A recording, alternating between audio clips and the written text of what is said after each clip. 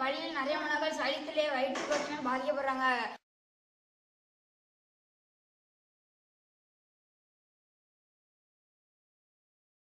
நாங்களே எங்க ஸ்கூல்ல ஒரு மூலிகை தோட்டம் அமைச்சு இதுக்கு ஒரு நிரந்தர வளாகத்தை பயன்படுத்தி மூலிகை தோட்டம் அமைக்க இருக்கிறோம்.